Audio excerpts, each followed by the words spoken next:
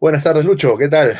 Bien, por favor, empezamos con las ponencias. Sí, en el orden que está. Voy a ponerlas en el Class.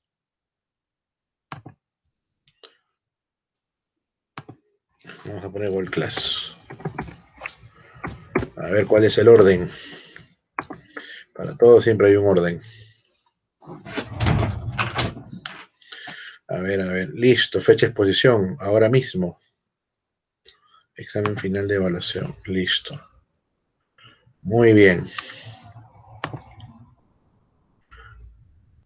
A ver.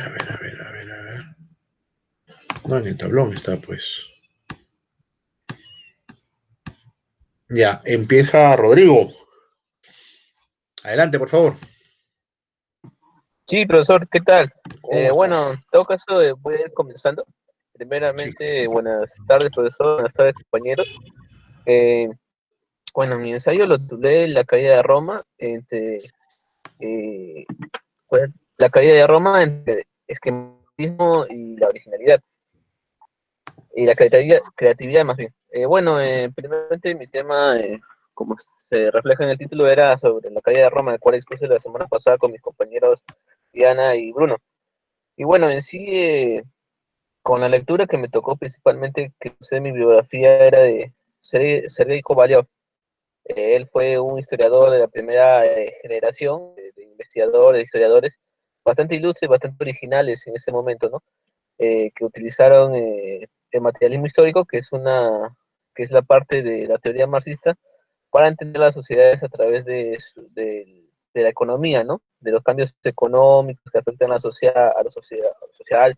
Luego, cuando hay un aumento de las fuerzas productivas y cuando el modo de producción ya no encaja en la sociedad, bueno, se produce un proceso de cambio bastante fuerte, ¿no? Y eso mismo es que el autor, Sergei Kovalyov, intenta reflejar en su obra, ¿no? De la historia de Roma, en su capítulo de la caída, ahí, bueno, hay una genialidad, ¿no? Es un autor bastante creativo, bastante interesante, pero que hay algo que no cuadra, ¿no? Personalmente a mí no me cuadra, y creo que es, por así decirlo, es un término regular que se utiliza tanto en la política como en los estudios académicos, que es el esquematismo, ¿no? Creer que ahí solo hay así, ocurre esto, aquello así de manera, digamos, secuencial, ¿no?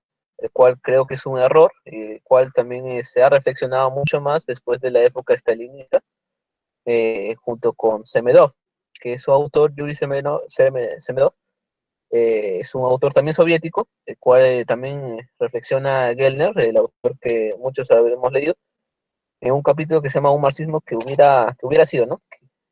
Que pudo ser.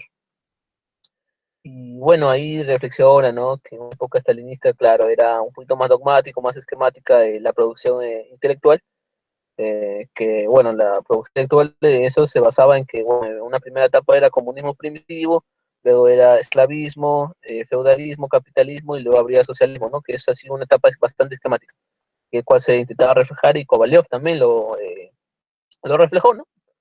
Y algo que verdaderamente no lo comparto con totalidad es lo que él considera es en las pugnas internas se haya creado un frente único revolucionario, el cual es bastante esquemático, ¿no? Hay que decirlo con sus palabras, a pesar que es un autor interesante y genial, se le debe criticar ello, ¿no? Por como se le criticó en su momento y también se le va a criticar en este momento, ¿no? Porque es demasiado anacrónico, ¿no? Entendemos que hay procesos revolucionarios tanto en la experiencia francesa como en la soviética, el cual sí ocurrió, digamos, estas unidades, las cuales sí hicieron revolucionarias, ¿no? Pero lo que a mí no me cuadra es que en el mundo antiguo, el cual se puede definir como de la vista, no haya ocurrido eso, ¿no? No hay una revolución porque la revolución se necesita praxis, que es la unión entre la práctica y la teoría. Hay un conjunto de ideas que también movilizan a ciertas personas y en el mundo antiguo creo que no había eso, ¿no? Y por ello mismo no cuadra, ¿no? Eso de frente único revolucionario. O sea, de pasar tanto del esclavismo al feudalismo, no creo que haya sido un conjunto de ideas las cuales se hayan reflexionado. Más bien creo que sí hay diferentes relaciones económicas, las cuales sí se establecieron y las cuales se crecieron de manera sui generis, primeramente en Roma, las cuales también menciona Kolev y lo cual sí comparto. habían unidades feudales que se estaban ganando y también eso desestabilizó el imperio. Pero también para, para cuadrar mucho más, y cual una idea que comparto junto con Gellner y a Semenov, es que Semenov también reflexiona en esto del escamatismo, ¿no? De cómo el desarrollo mundial pudo haberse dado, y habla sobre el centro y la periferia, en tanto que la periferia es mucho más, podría decirse, más adelantada que el mismo centro. En este caso de Roma, he intentado relacionar la idea de que había un proceso ulterior, tanto en Roma, de creación de las relaciones feudales, como que este proceso se hubiera también consolidado más bien con la llegada de las tropas bárbaras, ¿no? Como ellos estaban fuera de la metrópoli, estaban mucho más lejanos, por ejemplo los hunos, se puede decir que es un territorio tanto asiático como también las tropas visigodas y demás, ¿no? Por lo tanto, tendrían una diferentes relaciones económicas, las cuales también se reflejaban tanto en los pedidos que hacía, por ejemplo, Califaris, de compañía Diana, al final le dijo una frase bastante interesante, la cual reflejaba que la población romana quería que vengan los bárbaros debido al salvajismo del Estado, con lo cual chocaba bastante y verdaderamente quería un cambio, ¿no? Y yo considero que este progreso lateral, como llama Semeno Figuerer, pudo haber consolidado más bien las relaciones feudales, las que se estaban recién estableciendo en Roma, ¿no? Y por ello mismo hay un nuevo paso, ¿no? No es tanto así de la nada, va a suceder, ¿no? En un proceso revolucionario en Roma para que caiga y luego aparezca el feudalismo, sino que más bien dentro mismo de Roma había ciertas relaciones feudales y también venían las relaciones feudales desde afuera. Y es que necesariamente no eran feudales, en todo su sentido de la palabra, sí tenían cierta influencia debido a que también Gellner ahí suelta que hay un sexto, séptimo modo de producción, el cual es el modo de producción asiático, ¿no? El cual dice que esto puede originar tanto una relación feudal como una relación esclavista. Por lo tanto, si es que se quiere entender de esa manera, los bárbaros bien pudieron haber tenido ese tipo de relación o esa concepción, ¿no? Porque también la población, como mencionó, quería que vengan los bárbaros, y el esclavismo salvaje de las tropas romanas eh, impedía que se desarrollara de manera ya más, digamos, más interna y digamos más propia, ¿no? Sino que tuvieron que venir los bárbaros para desarrollar con más fuerza ello, ¿no? Y bueno, en las conclusiones que yo tengo es que, y leo también las dudas, ¿no? Que expresé y que sentía, eran sobre si es que se podía superar el esquematismo de la doctrina marxista, y también si se podía pensar creativamente con ello, ¿no? Primeramente sí se confirma que hay cierto esquematismo en Kovalyov, a pesar de que son otros genial, pero también se confirma que sí se puede pensar creativamente, como lo han hecho varios autores internacionales como también nacionales, ¿no? Por ejemplo, un autor genial es Medov en Rusia, que es extranjero, y bueno, un autor, por ejemplo, marxista en nacional sería Flores Galindo, ¿no? Cual reflexionó activamente junto con también esta herramienta que es el materialismo histórico, ¿no? Sí, eso sería, profesor, de lo que puedo expresar en el ensayo.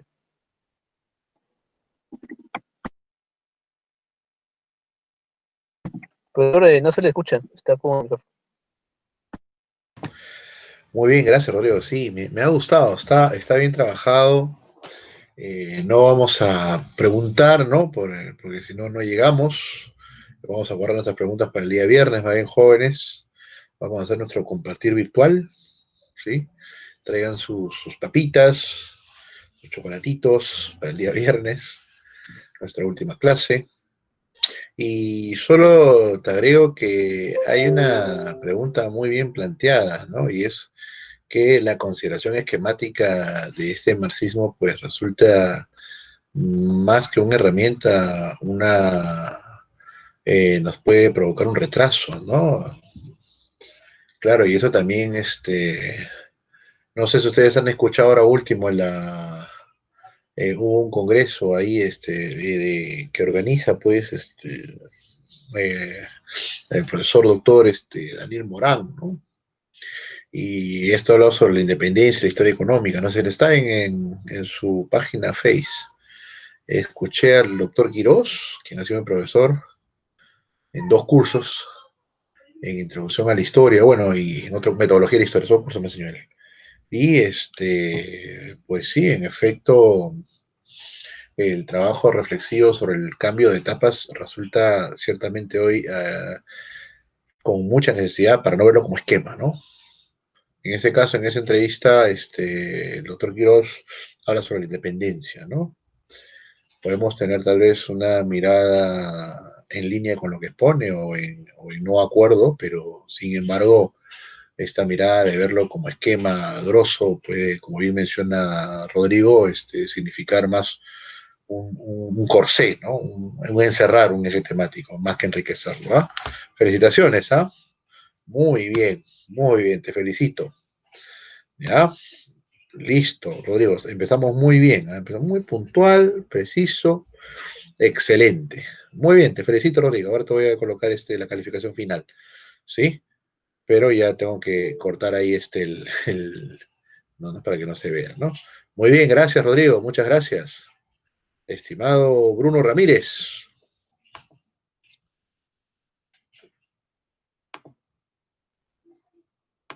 Estimado Bruno, ¿está Bruno? Ahí vamos a ver.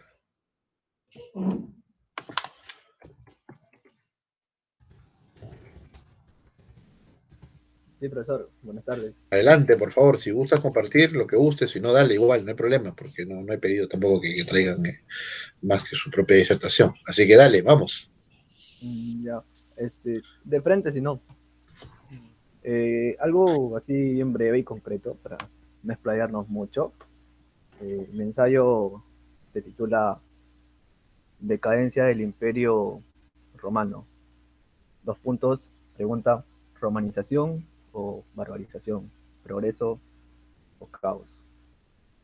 Y se me hizo bien interesante este tema porque ocurrió de todas las preguntas, surgió de todas las preguntas que los compañeros nos habían hecho, ¿no? Cuando expuse con Rodrigo y con Ángeles la exposición final.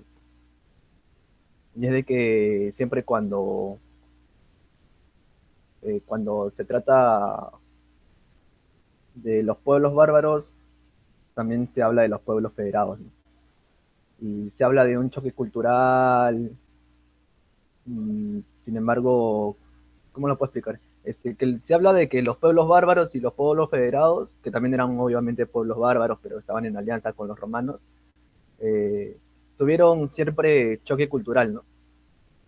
Y no es que los romanos querían este choque cultural, o sea, no era que ven, bárbaro, yo te quiero, y sé mi amigo, y compartimos cultura, ¿no?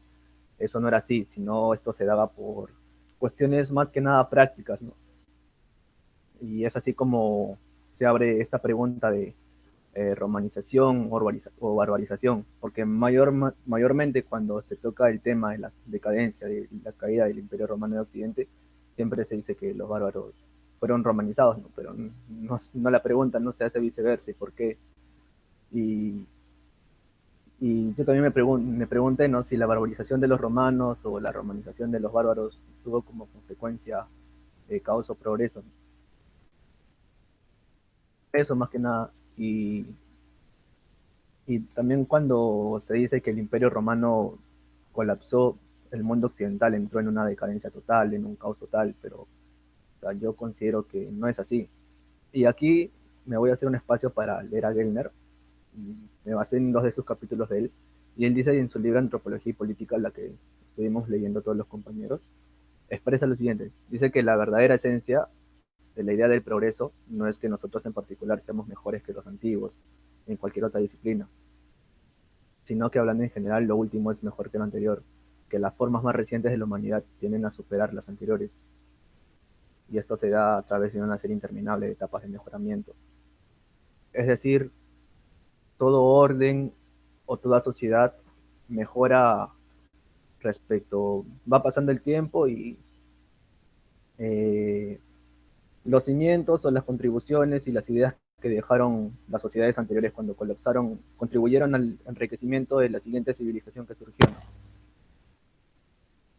Y es así que dentro de esta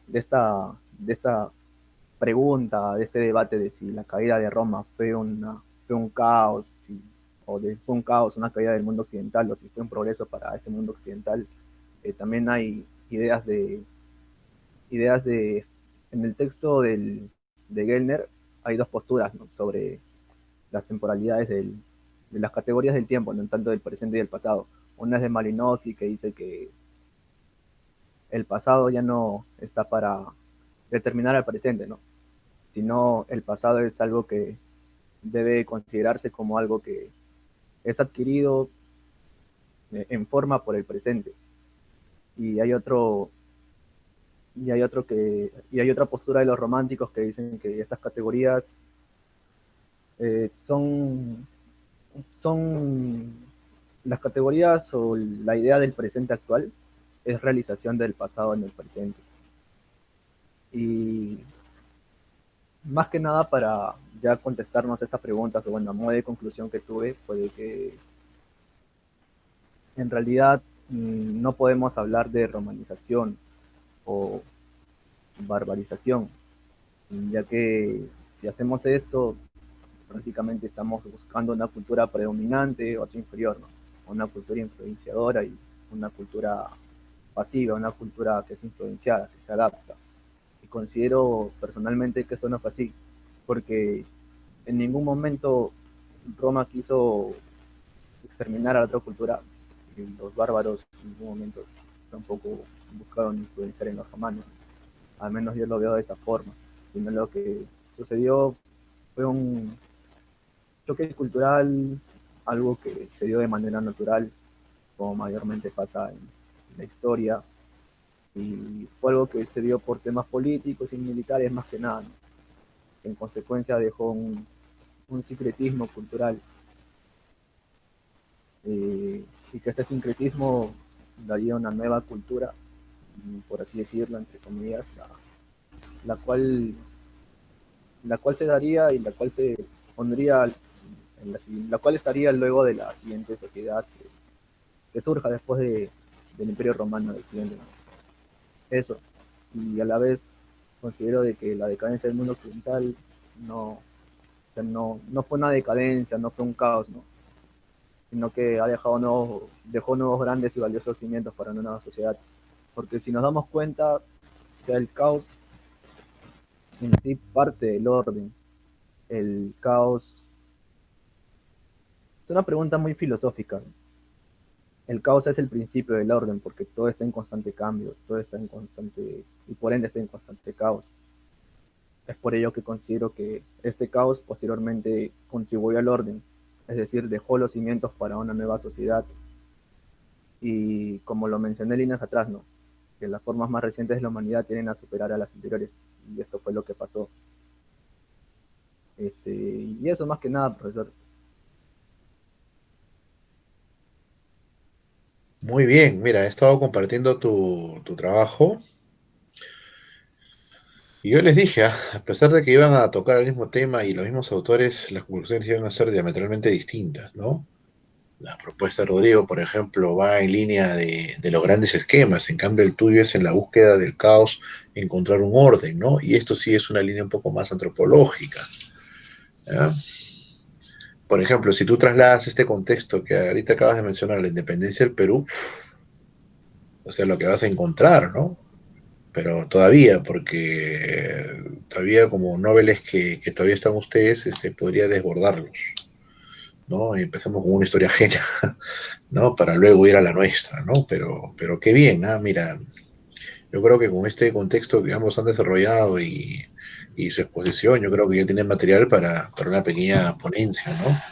Preséntense en la Católica, acá San Marcos, preséntense, ya tienen material, ya tienen bibliografía, entonces es una reflexión sobre la historia universal y además va a ser bienvenida y además saben que también tienen que hacer puntos ustedes, ¿ah? Sí, tienen que hacer sus puntitos y cada ponencia nacional o internacional tiene sus puntitos, ¿ah? Felicitaciones a los dos, ¿ah? Como saben, vamos a guardar las preguntas para el día viernes, ¿no? Voy a colocar ahora tu... Ah, ya, ¿qué dices tú, Rodrigo? ¿Te animas? ¿Ya tienes material ya? La caída de Roma, nada menos. ¿Mm? Acá hay varios, ¿ah? Que podrían animarse. Mm. Pues no lo pienses mucho, más bien adelante, adelante. Sí, siempre es bueno. Toda experiencia siempre es buena. ¿no? Yo creo que me dejó siempre el doctor Miguel Maticorena, el momento es el momento, ¿no? No aproveches el momento, ya pasó el momento, ¿no? Ajá, eso nos decía Miguel, don Miguel, que para descanse. Muy bien, muy bien, muy bien. Renzo Quispe.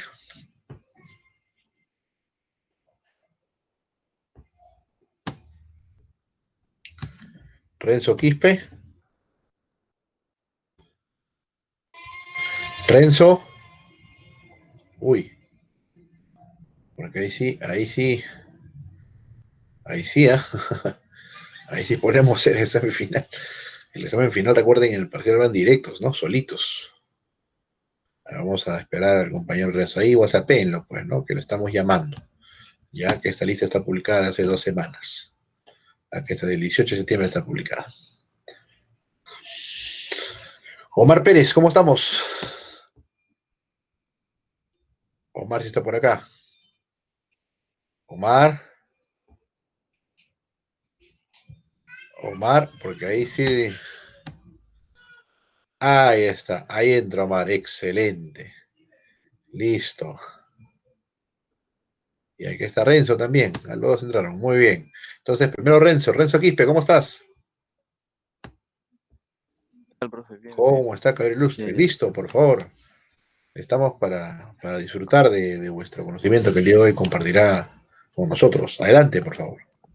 profe, lo que pasa, yo le mandé un mensaje a su correo, no sé si, Hoy día, sí, hoy día, no sé si lo ahí, habrá podido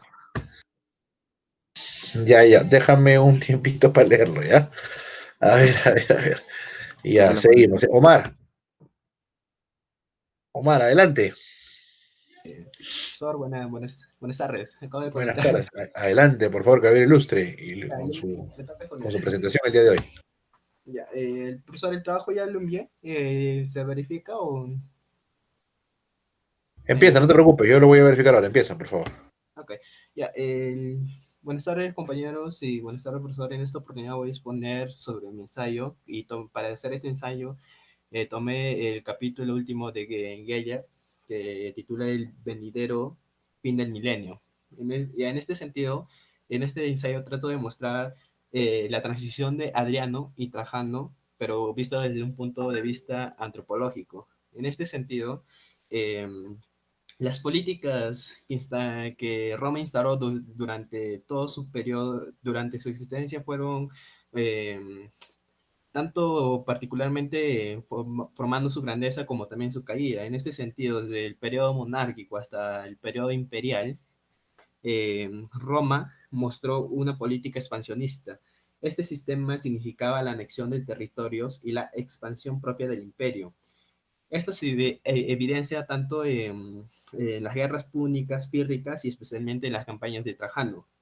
En este sentido, tomando la idea de Gellner, propone que Occidente creía que el progreso era una teodicea, la nueva justificación de los caminos de Dios en el mundo. O sea que, como tomando esta idea en el punto de Adriano Romano, la expansión política tenía este proceso de imponer la cultura del dominador frente al anexado. En ese sentido, en este sentido, tanto la, en este sentido, tanto la población romana como el Senado, las instituciones y especialmente la aristocracia se sentían atraídas por esta política, sabiendo que eran eficientemente para su gobierno. Pero sin embargo, la superación que estos tenían con respecto al poder y persuadir contra los pueblos semejantes. Respecto a esto, creo que los pueblos expansionistas, como el caso de los romanos, tienen la capacidad de denominarse vencedores, de modo que los pueblos anexados sufran las consecuencias de este proceso de un carácter metafísico. Es decir, que los pueblos expansionistas imponían sus reglas, religión, un nuevo sistema, que los pueblos anexados trataban de aceptar esto, pero con cierto recelo. En este proceso hablaremos de Trajano especialmente, que en su vida de joven cursó el cursus unarum, que está en latín, Este significó, es aquí donde Trajano habría mostrado su interés por las artes militares. En este sentido, es donde Trajano fue nombrado emperador en el año 98, sucediendo a Nerva. Eh, la política que instaura Trajano es la tradicional expansionista, donde las actitudes militares de Trajano frente a esta política romana fueron eficientes para la ejecución de esta y logrando grandes beneficios para el imperio. En este sentido, la relación que, ya visto desde un punto antropológico, la relación que tenía Trajano con su ejército era de carácter anímico y estaban muy compenetrados entre ellos. Estas relaciones entre el ejército y su general se pueden verificar desde un punto de reverencia hacia el emperador, como es el caso de la divinización de Alejandro. En este sentido, tras las campañas de Trajano realizadas, resultarían con el fin de esta política expansionista, debido a las grandes bajas que sufrieron en ese proceso. Dentro de este contexto, ya mencionado, el proceso de Trajano trajo un ideal que se manifestaba en los hombres de sus ejércitos, un ideal de expansionismo, donde los propios soldados se sentían satisfechos con esta idea de que cuando Roma se expande más, estos tienen botines, o sea, beneficios para ellos mismos, y de esta manera el Senado y la aristocracia romana. En este sentido, al realizar estas anexiones, genera un estado de conflicto entre la cultura dominante, que en este caso Roma, contra los pueblos anexados, conquistados.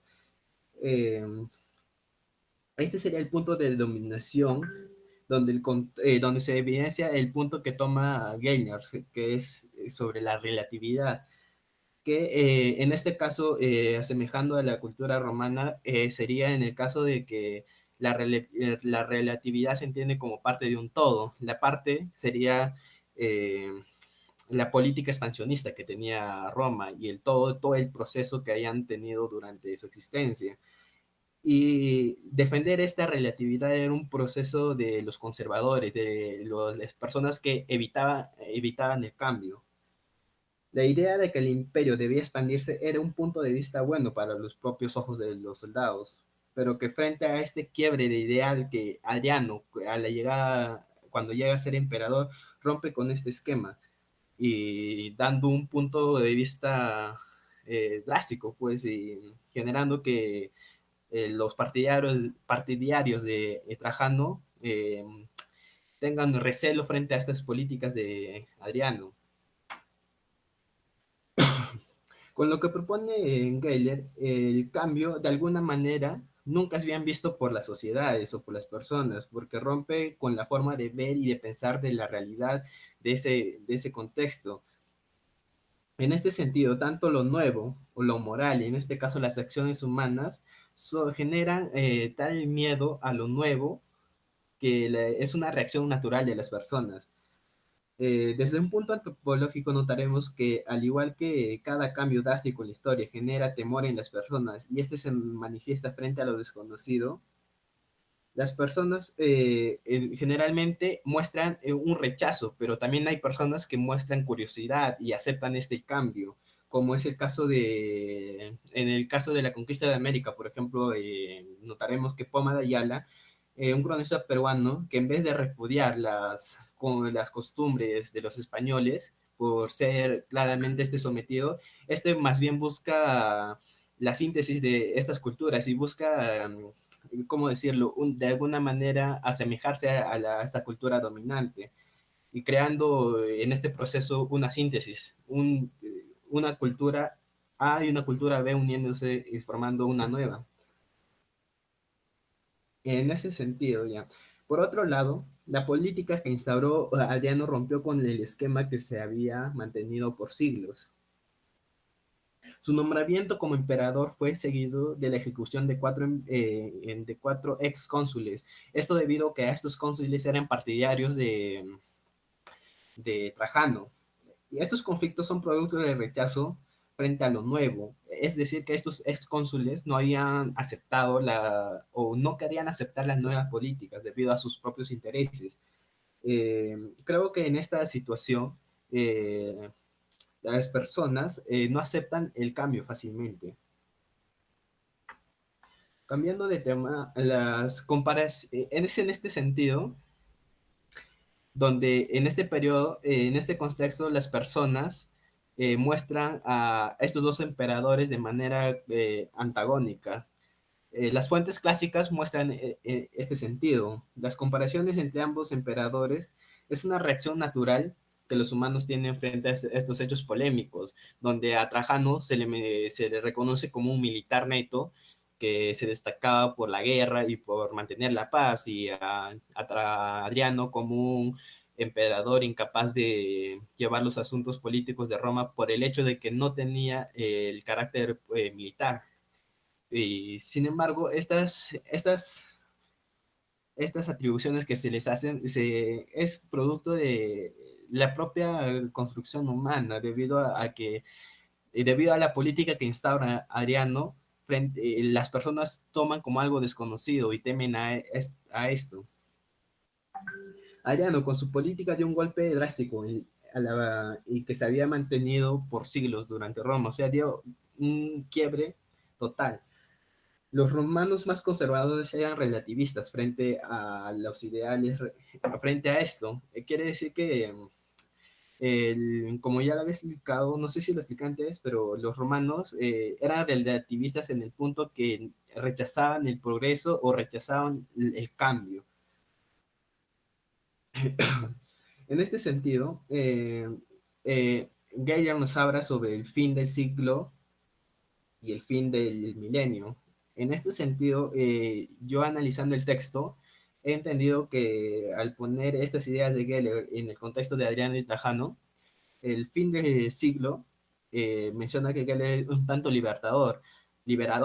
En este sentido, el fin del siglo se trataría del fin de la época de Trajano, y la manera liberadora se daría ya en la consolidación del imperio de Adriano. Y al fin del milenio se debería al punto de la ruptura y el final de la política expansionista romana, que eso era procedente desde antes de la creación del mismo imperio.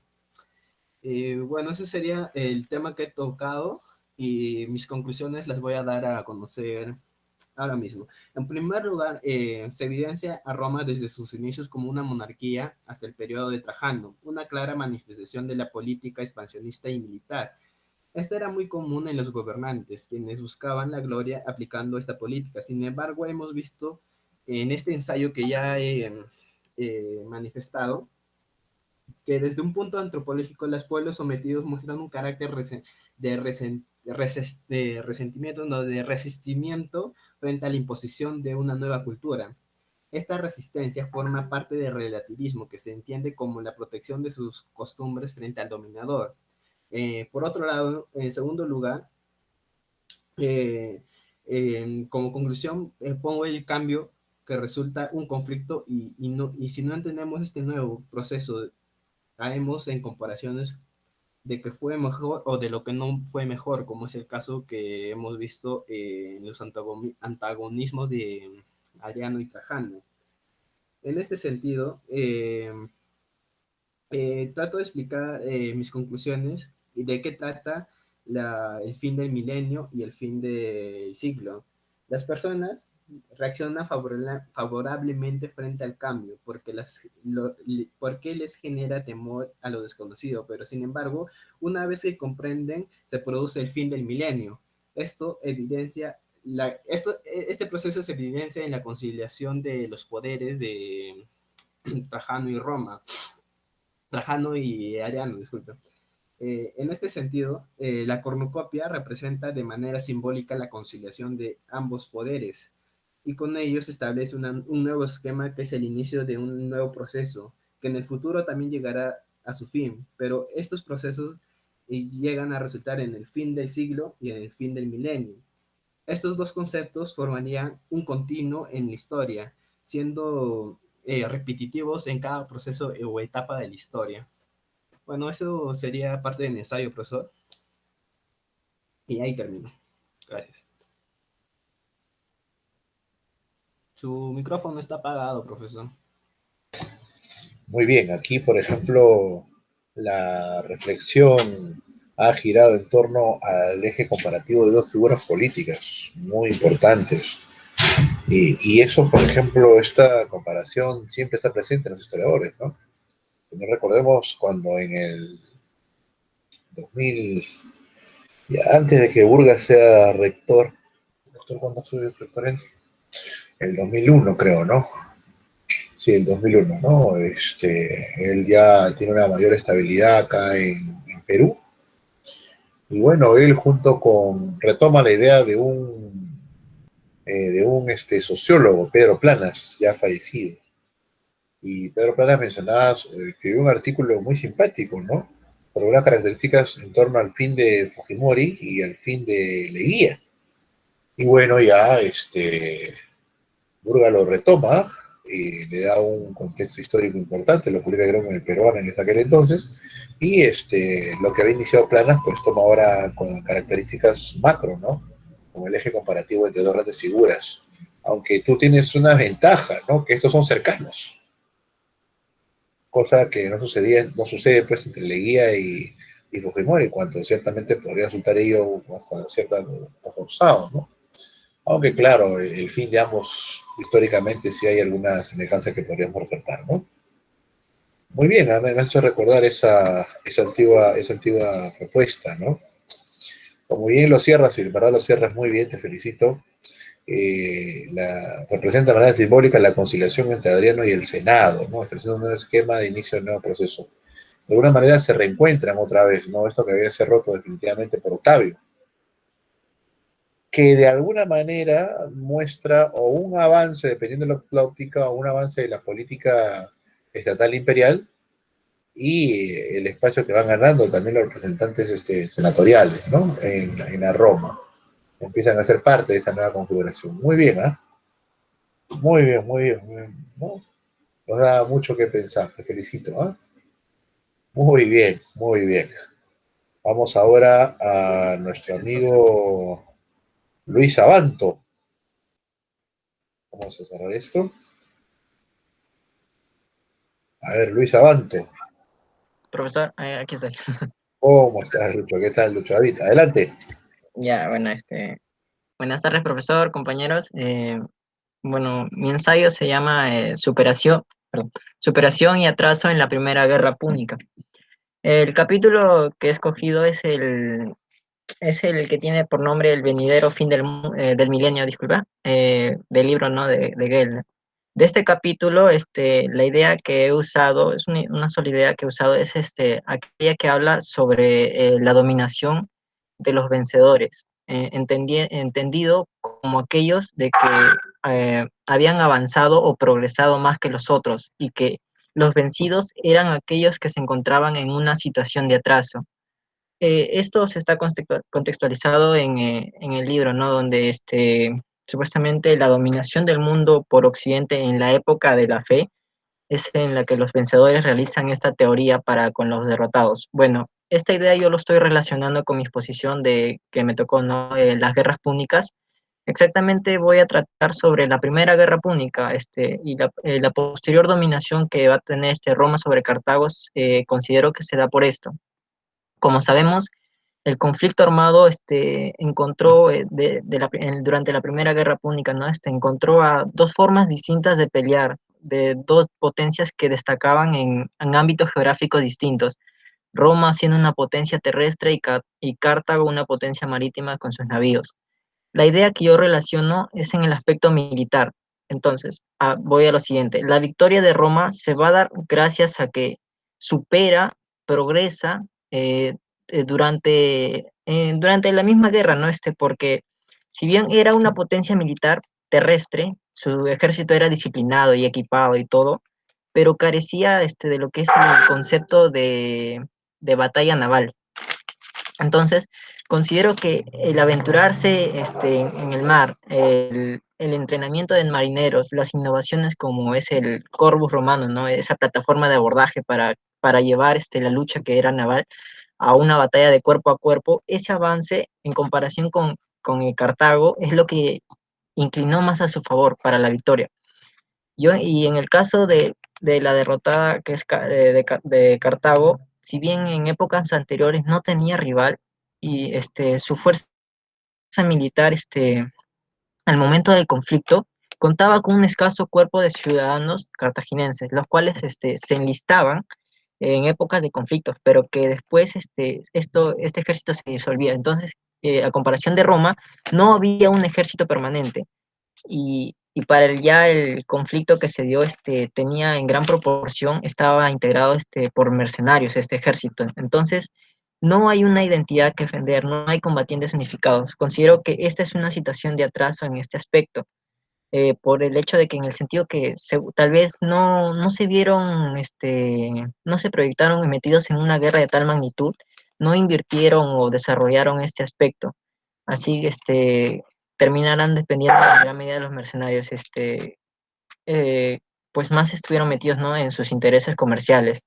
La primera guerra púnica, en conclusión, a modo de conclusión, ¿no? La primera guerra púnica estuvo, si bien estuvo llena de escenarios cambiantes, como en realidad las demás guerras también, pero lo que considero es que la victoria romana sobre los cartaginenses, si bien se da varios factores, también le doy el hecho de que esta superación y progreso en un ámbito cuando es limitado es algo importante que se vio reflejado en su posterior dominación sobre Cartago. Gracias. ¿Se me escuchó? Sí, acá yo lo que estaba revisando, por ejemplo, sí me ha parecido interesante el tema de la relación que haces, ¿no? Entre la antropología y la política, ¿no? Para entender el fin del milenio. Claro, esto trae a colación, pues, el famoso año 1000, ¿no? Que cautivó de sobremanera a los hombres del medioevo, ¿no? Porque efectivamente ellos pensaban que el mundo se iba a terminar ahí, ¿no? Solo una pregunta, una consulta, estimado Lucho. Eh, ¿Cómo contextualizas la cita de Gellner que acá estás utilizando, que estoy acá mostrando, ¿no? La significación de la vida se encontraba en el ascenso logrado y en la superación.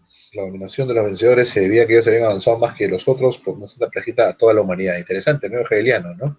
Lo contrario, el progreso era el atraso, de modo que las víctimas eran no menos perdedores, sino que además estaban condenados por el veredicto del proceso cósmico. A ver, ¿cómo lo insertas esto a tu trabajo? Es la única pregunta que tendría que hacerte, ¿no? Pero está bien. Ya, en una parte habla en esa cita habla de que se está, la dominación por los vencidos y los vencedores y vencidos está prescrito. Esa parte yo lo he omitido. Yo lo que lo he insertado es a través, por como mencioné hace rato, ¿no? Que las limitaciones que, digamos, cada uno puede presentar, el avance, el progreso que tiene en el caso de los romanos, de que no conocían de la batalla naval, pero aún así se aventuraron, decidieron aprender sobre esto y eso fue un factor importante. Así lo he insertado de esa manera, profesor. Ignorando esa parte de lo que dice, ¿no? Que está prescrito como una justificación. No, está bien, ¿ah? Está bien, porque con esta lectura tú puedes inclusive irte más allá, porque siempre va a estar sea a nivel grosso, como el tema de los vencidos y vencedores en la conquista, o sea a nivel micro, con los partidos políticos en cada elección que hay, en la década del 30, en la década del 40, en la década del 50, ¿no? O sea, siempre va a haber esa lectura. Y para algunos esa va a ser su fin. La década del 30 se trae abajo todo el proyecto leguista, ¿no?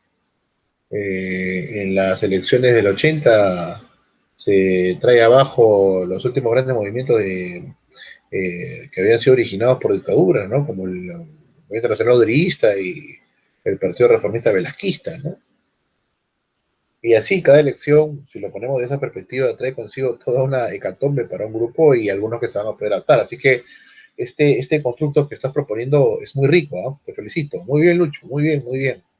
Yo creo que la historia universal nos sirve pues como eje para poder confrontar con algunos capítulos de nuestra historia particular, siempre, por supuesto, teniendo las debidas distancias y el conocimiento, ¿no? Muy bien, muy bien. Miren, o sea, que en verdad qué potentes, ¿ah? Han hecho muy bien su trabajo, ¿sí? Han hecho muy bien su trabajo, no tengo nada que yo que petarles al respecto, ¿ah? Solo las notas son muy buenas, ¿ah? Y es que ha habido un esfuerzo. Otra cosa que también saludo es que la gran mayoría, bueno, casi la totalidad han estado fijos, ¿no? Y han estado en todas las clases de la primera, y lo he estado revisando el fin de semana los videos, todas las clases han participado ustedes, todas, ¿no? Hay clases que no hayan participado. Y eso de sobremanera me alegra, ¿no? A veces leo algunos spots unos posts de colegas, ¿no? Que, no, pero yo les pregunto, me responden, ¿no? Y sé que también es un sacrificio grande, algunos, ¿no? He leído, ¿no? La verdad que me impactaba a veces, ¿no? Así que qué esfuerzo grande que están haciendo y qué bueno, qué bueno. Todo esfuerzo siempre trae su recompensa en el mediano y largo plazo.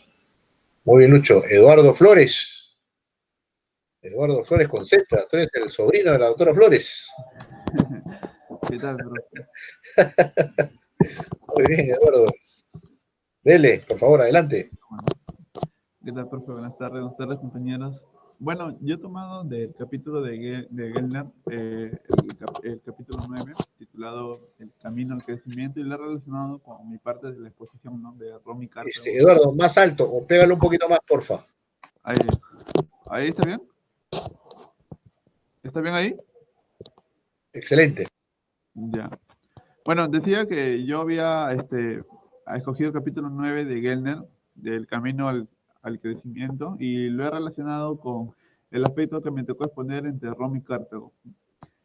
Bueno, en un inicio se habla sobre la sociedad postindustrial, y bueno, esta se relaciona con un Estado bien organizado que determina ciertos beneficios en el sentido tecnológico, ¿no? En el sentido tecnológico, político, social, que se va de la mano en relación a un buen desempeño en el crecimiento de las personas.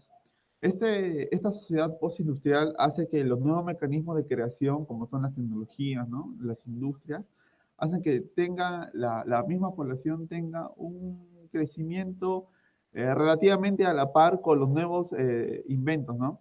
Bueno, este aspecto lo pongo en claro con la relación que tuvo Cartago sobre el desempeño que inicialmente se tuvo al inicio, ¿no? En el Mediterráneo, con sus dominios en los territorios, sus tratados para limitar ciertos límites en su poderío, en su enfoque, además también de los bienes que ellos mismos ejercían sobre otros, ¿no? Bueno, este aspecto de la comercialización que tiene Cartago va como a la par, o bueno, lo pongo entre comillas, como una industria eh, relativamente como una industria suficiente para solamente satisfacer las necesidades que Cartago misma tiene para su desarrollo, ¿no? Hegemónico inicialmente, ¿no? En el Mediterráneo. Pero bueno, esta luego se ve opacado por otros factores como el desarrollo de Roma, ¿no? Bueno, continuando, hablo sobre, el texto también habla sobre el demógrafo Edward Whitbread, que bueno, él establece estas definiciones sobre la sociedad postindustrial. Este demógrafo va a recapitular y a rescatar a los autores clásicos como Carlos Marx, Adam Smith, Malthus, que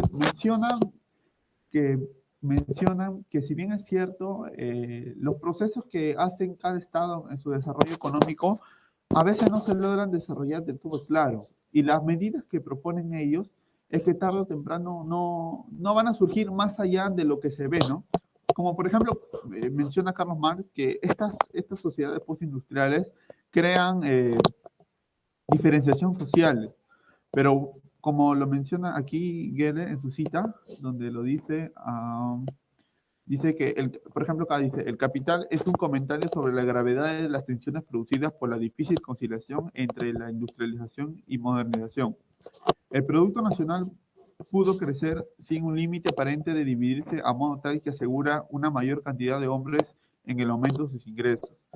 Bueno, las contradicciones que se establece al final de esta cita es sobre la contradicción que dice Carlos Marx sobre que esta industrialización crea diferenciación social.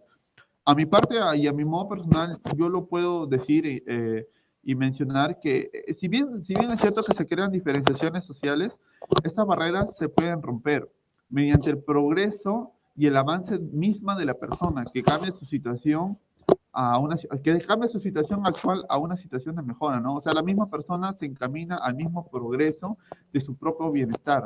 Y también esto va de la mano con su interacción familiar, social, ¿no? Bueno, Wrigley toma como, por ejemplo, una sociedad industrial y lo establece y lo relaciona con la Holanda, ¿no? Que si bien es cierto, Holanda tiene un buen desempeño en económico al inicio del siglo XVIII, que establece como una de las grandes potencias, ya que su sociedad era racionalista y, bueno, sus medidas que establecía su gobierno eran bien estructuradas, ¿no? Pero mire, cómo dice que si bien es cierto que en Holanda no se desarrolló la revolución industrial, sino en Inglaterra, esto se dio a cabo por las necesidades que se establecían. O sea, en Inglaterra necesitaban el carbón, ¿no? O sea, en Inglaterra fueron más, como se dice, ¿no? Vivos que los holandeses para el desarrollo de esta industrialización. Mire, y esto lo puedo manifestar en el desempeño de Roma. O sea, es decir, si bien Roma, como una república naciente, un pueblo naciente, se comienza a extender, estas sobresalen y sobrepasan los factores que caracterizan a Cartago, ¿no? Como por ejemplo, si Cartago bien es cierto que se desenvolvía en la forma marítima, en el comercio, Roma se desempeña en el aspecto militar, en el aspecto poderío de su población, ¿no? Y bueno, estas consecuencias traen consigo que Roma se establezca como una nueva potencia, así como lo pongo a la par sobre Holanda e Inglaterra, que si bien Holanda lo puedo relacionar con Cartago, que bien es cierto que tienen ciertas estructuras bien progresistas al inicio, estas se ven opacadas por otras, que vienen a ser Inglaterra o en el caso de Roma, ¿no? Que en tiempos distintos, pero los mismos contextos, ¿no? De desarrollo. Y bueno, por último, y en conclusión, digo que la sociedad postindustrial se desarrolla colectivamente, ¿no? Y se dice bueno, en el texto se menciona sobre la modernización y el paso a la industrialización. En la modernización hay un cierto tope de crecimiento, o sea, a partir de ahí ya no puedes crecer más. En cambio, la industrialización rompe ese tope para crear una nueva guía, una nueva dirección hacia un progreso ya futuro, ¿no? Como el que vivimos ahora, ¿no? Que cada año se crean nuevas cosas, o sea, el progreso se avanza y las tecnologías se mejoran. Y bueno, esta peculiaridad, luego con la difusión de una sociedad muy actual, característica de interacciones políticas entre los estados, que hacen que fluya de manera correcta el desempeño económico, ¿no? Y nada más, eso es mi conclusión. Muy bien hasta a todos, ¿ah? Aquí lo que resalta es un olor, un tufillo a una introducción a una historia económica. Cuando mencionas demografía y su relación con los avances tecnológicos o cómo esto puede tener un condicionamiento, un retroceso, progreso de la población, eso es historia económica. Eso es historia económica. No sé, o sea, al final, mira, tu introducción tranquilamente empataría y ahora pasamos a los números, ¿no? ¿No? Muy bien, Eduardo. Muy bien, qué gusto, ¿ah? Cómo esta visión es que esa es la relación. No puedo negar también que en un nivel pertinente a nuestro espacio de estudios, pero esa es la relación que tenemos la teoría con la práctica. O sea, va de esa mano esa propuesta. No va por un lado o por el otro, no, van de la mano y se va haciendo el hilado, ¿no? De la redacción de un trabajo de investigación. Sí, o sea, los dos se necesitan, no es que te vas a, bueno, digámoslo así, en modo grosso, ¿no? Muy grosso, un poco burdo, un poco, tal vez, obligado, este ejemplo que voy a dar, pero no es que primero nos empatamos con la teoría, ¿no? Un tiempo y luego vamos con la práctica otro tiempo, no, van de la mano la reflexión y en función a la necesidad misma va uno hallando un espacio, ¿no? Puede ser, por ejemplo, con una línea marxista clásica, puede ser con una línea liberal, puede ser con una línea antropológica histórica, puede ser con la de los análisis, en fin, se va hilando en la mano. No están desconexos, ¿no? Sí, así no funciona. Y progresivamente la reflexión misma de la investigación nos va llevando, ¿no? Sí, así que en verdad, pues adelante, que miren, qué buen nivel han puesto ustedes jóvenes, ¿no? Pero eso se debe, pues, a todos ustedes, ¿no? Eso se debe a todos ustedes que han hecho primero el trabajo pragmático, la lectura del texto, la confrontación de fuentes, las guerras púnicas, Adriano y Trajano, la caída de Roma, y luego, miren, al final, después de haber recabado toda la información, cual taller de historiador, engarzamos y nos encontramos con un constructo que incluye tanto la parte práctica comparativa como la parte teórica reflexiva. Muy bien, jóvenes, ¿ah? Qué gusto, qué gusto. ¿Cómo estás, señorita Leila? Qué gusto, muy buenas tardes. Disfrutando acá con sus compañeros, ¿no? ¿Qué le parece las ponencias de sus compañeros? Muy buenas, ¿no? ¿Sí? Muy bien, bienvenida, todos bienvenidos. Bien, ahora sí, vamos a cerrar. Miren, o sea, rapidito. Hola, Leila, bienvenida, por favor, bienvenida. Sí, tus compañeros, ahora lo voy a colgar, ahí, tus compañeros,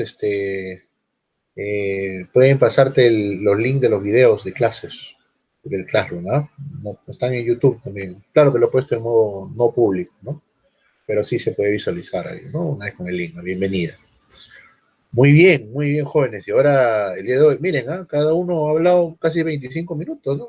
Rapidito, ¿no? Y es que, claro, saben lo que dicen, ¿no? Saben lo que dicen, porque tienen, pues, las lecturas de atrás, desde que empezamos, ¿no? Y cerramos con Francesca hoy día, ¿no? Francesca, ¿te toca hoy día? No, profesor, me toca la otra, el viernes. Ahí dice, vamos a escuchar a Francesca, ¿no? Tú solita, la matriculada, con todos tus compañeros. Claro, porque ya no sabemos que nos han acompañado, sí, pero como matriculados tú, pues, ¿no? Muy bien, cerramos con Ángel.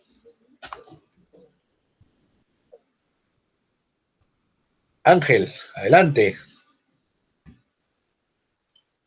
Sí, profe, ¿me escucha? Fuerte y claro, maestro. Ya, bueno. Buenas tardes, profesor. Buenas tardes, compañeros.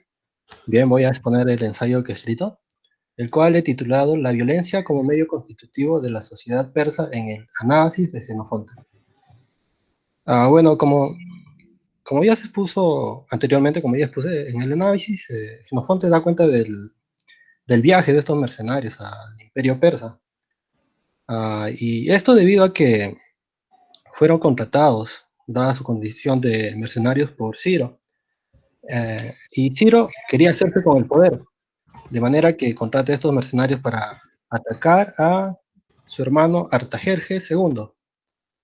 Ahí, bueno, he cogido el texto de Hellner, el cual se titula La guerra y la violencia, y habla básicamente sobre la sociedad agraria y el modo en que se constituye esta a través de la violencia.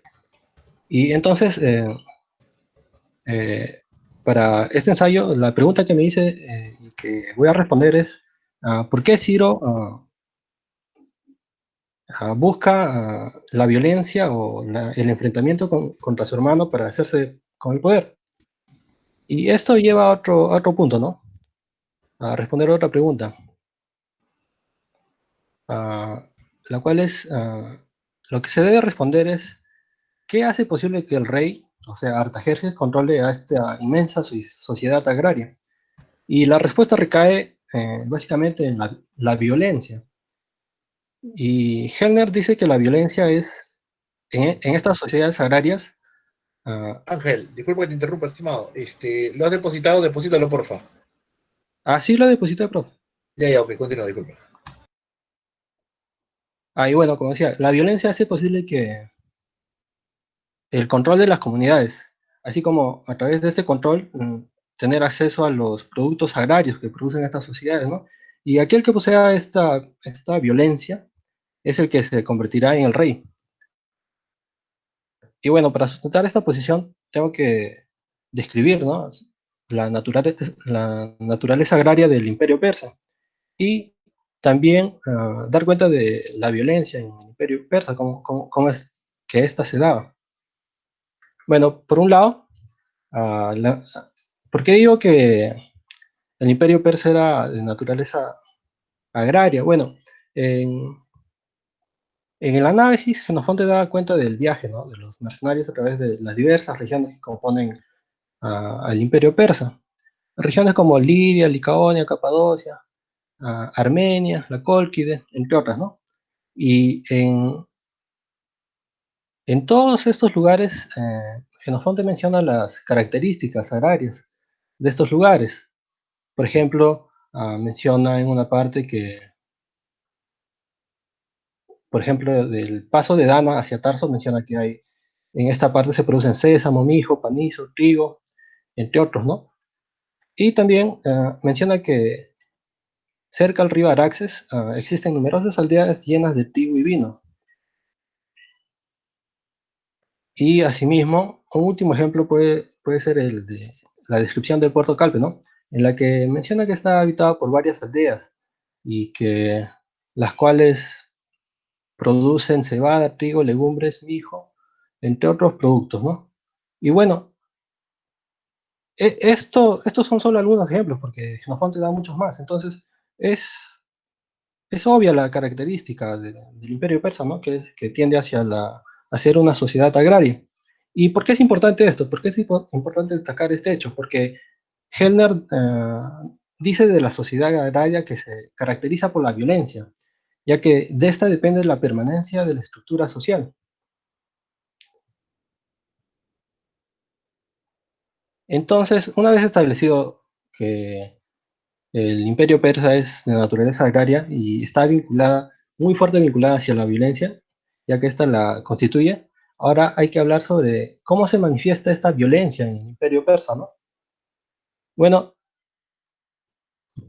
el imperio persa en un primer momento se funda a través de Ciro el Grande, ¿no?, en su lucha contra el rey medo Astiages. Entonces, desde ese primer momento ya se nota, ya se hace evidente la violencia que sirve para acceder al poder. Y asimismo, en el análisis, en la parte introductoria, Varías manifiesta que el carácter violento de las élites era algo común, ya que, por ejemplo, voy a citar, dice que Darío, para acceder al trono, asesinó a uno de sus hermanos, quien a su vez ya había asesinado al legítimo sucesor, Jerjes II.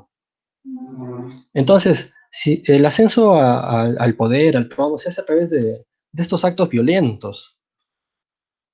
Y es por eso que Ciro necesita del ejército mercenario griego para hacerse con el poder. No hay otra vía.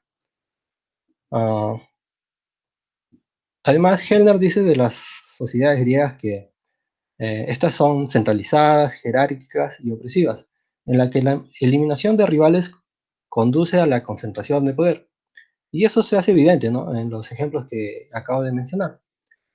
Además, otro ejemplo resaltante se encuentra en el análisis cuando momentos antes de la lucha, días antes de la lucha entre Ciro y Artajerjes, se le pregunta a Ciro si su hermano lucharía contra él.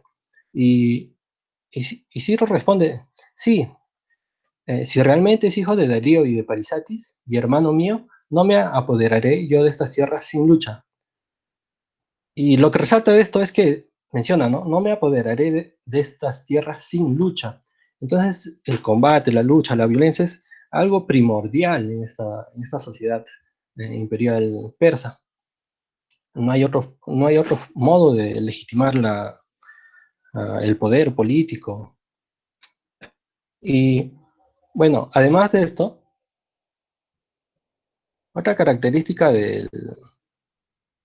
propia de estas sociedades agrarias es que la estructura social está compuesta está jerarquizada, en el que aquellos que poseen el poder, el acceso a la violencia, también acceden a los productos agrarios y tienen posibilidades de administrarlo como ellos decidan, ¿no?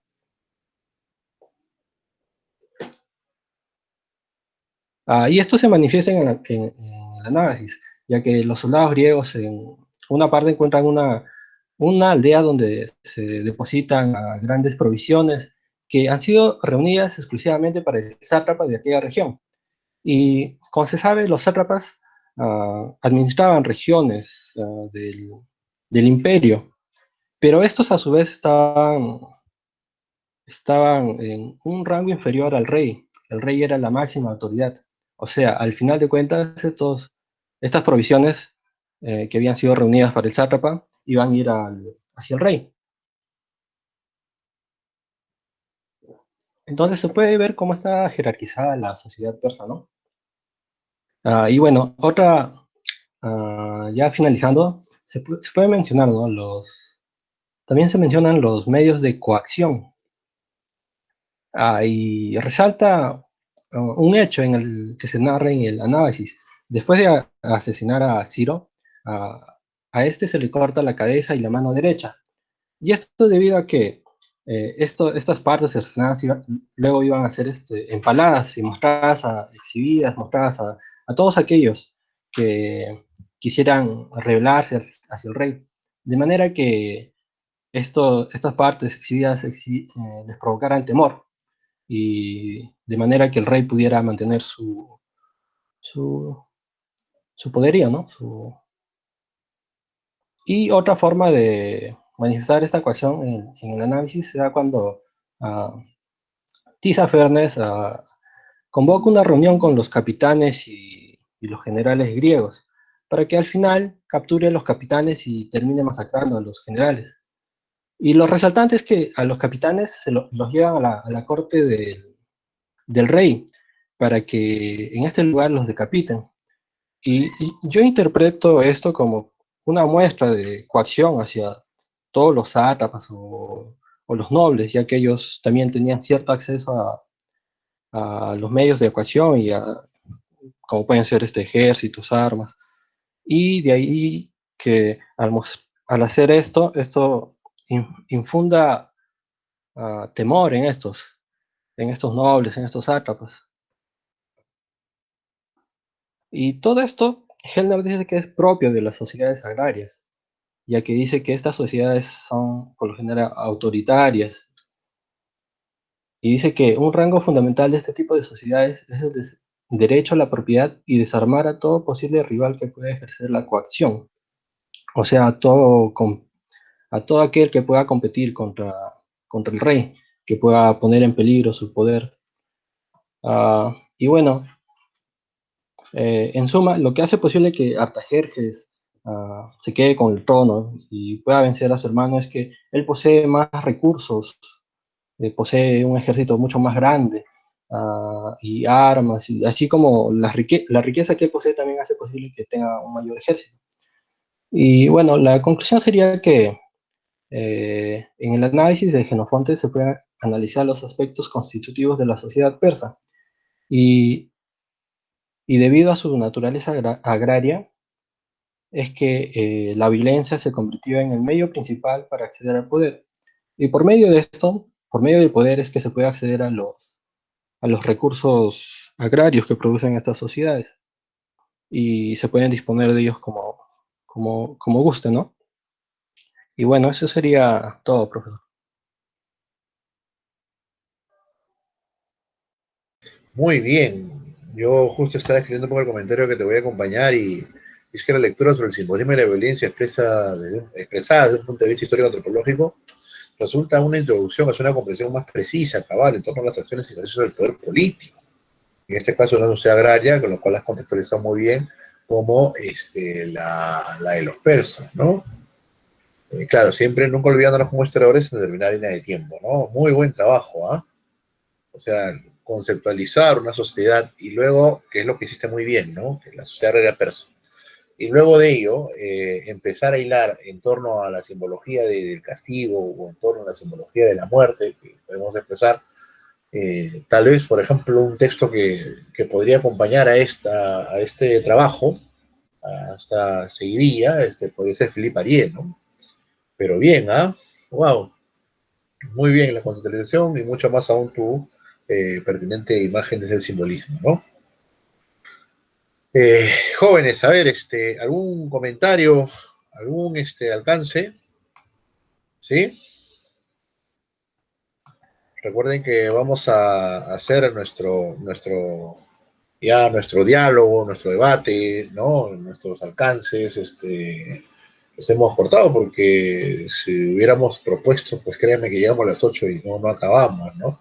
Porque cada uno de ellos tiene puntos de vista que están sostenidos a través de las lecturas tanto de la antropología política de Gellner como de Mark Bloch. Creo que Mark Bloch más bien viene la próxima semana, ¿no?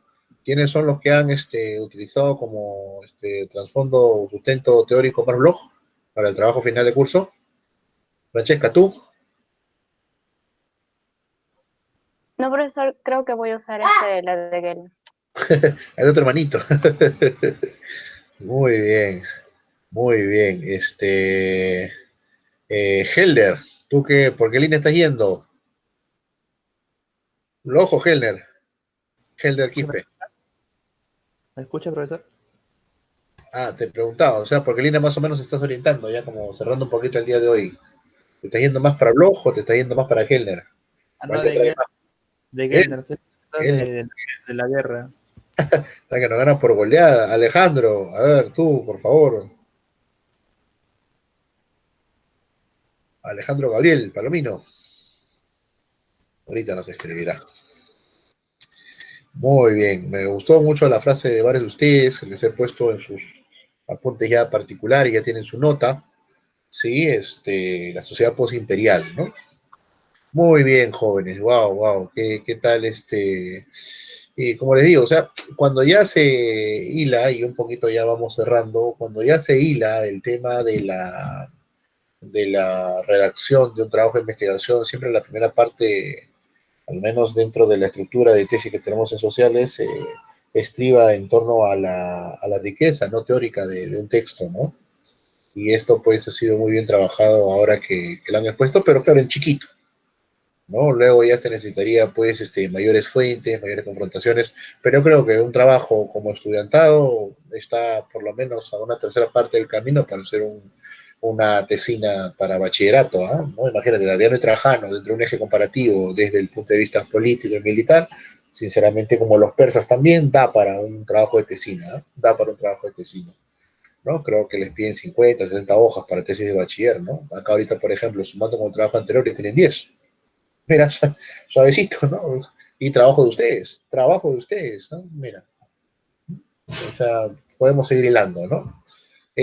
Más bien, me gustaría, Rodrigo, que me mandes el link, si ya publicaron eso ¿Está en la página del CEGIS? Rodrigo Palau. Lo voy a buscar entonces, ya para publicitarlo. Bien, jóvenes, bien. Entonces, listo, todos, ya. Nos estamos viendo entonces, wow, mira, rapidito, 6:30. La próxima voy a compartir acá, ya voy a compartir acá, de una vez, permítame un momentito. Ya, voy a entrar ahí, ¿ya? Entré, pero vi el comunicado del profe del magíster Hidalgo, vi el comunicado bonito, ¿no? Bueno, sí, o sea, lamentablemente, pues, el tema ¿cómo se llama? De estudios generales, ¿no? Pero bueno, ¿no? Vamos a ver cómo termina su historia. Ya, a ver. El día viernes 18 es la última clase, empieza Lucho González. Bueno, Jorge Armando, empezarías tú, ¿podría ser así, te parece? ¿Ya? ¿Jorge Armando está? ¿Jorge? Ya, listo. Voy a darle un clic, gracias, lo voy a poner ahí, lo voy a leer. Ya, listo, jóvenes. Entonces, empezarían la próxima semana Lucho, luego sí Elder, luego Jorge, luego Leonardo, Renzo Quispe, perdón.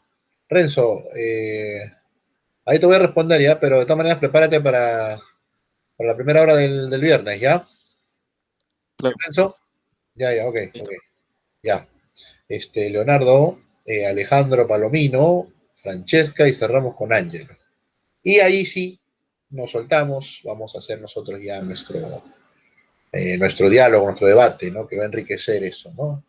Así que ahí preparen ahí los megas ahí, ¿no? Para jóvenes, en verdad, qué bonita exposición. Si no hay más que agregar, sí, yo estoy cerrando y ya el fin de semana estoy colgando.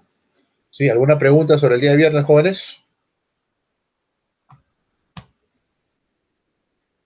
¿Alguna pregunta o consulta?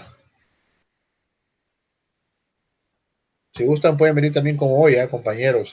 No, no hay ningún problema. Esto es una clase abierta. Integración, ya, listo. Entonces, yo traeré pues mi agua, mi agua. Aquí está. Ya, jóvenes. Listo, qué bonito. Igual los quiero ver, han visto por favor la exposición de sus compañeros. Yo coloco, ustedes han visto públicamente lo que ustedes envían, yo lo coloco. Pero ya la calificación me la reservo, pues eso no se publica. ¿Ya? Sí.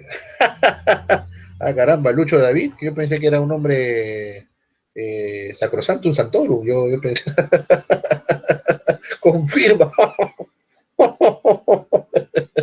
Mira, tu compañera confirma. No, doctor, nunca se perdona, como dice, el pecado, pero no el escándalo, maestro. Con bronca, ¿no? Jóvenes ilustres, qué gusto, qué alegría me da, de verdad, haberles enseñado a ustedes. Me doy con este dato de Lucho. Mire, tenía una imagen aquí, lo tenía nuestro amigo Lucho. Bien, jóvenes, listo. Cortamos aquí entonces. Nos vemos el viernes.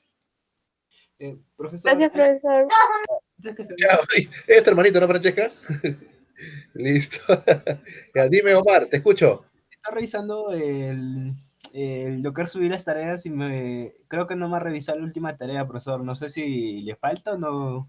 Ya, mándame un correo, pues, ¿ya? Mándame un correo, estoy cerrando ese tema.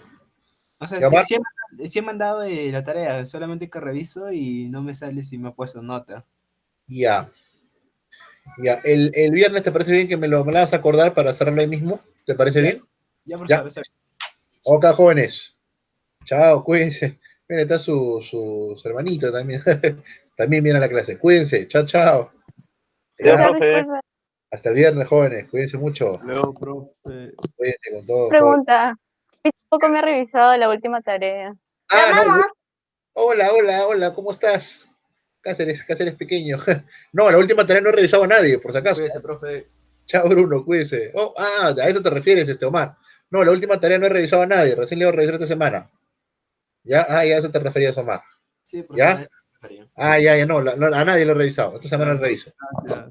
Ya, jóvenes, cuídense. Chao, chao, hasta luego. Ya está, nos vamos. Chao, jóvenes. Un gusto,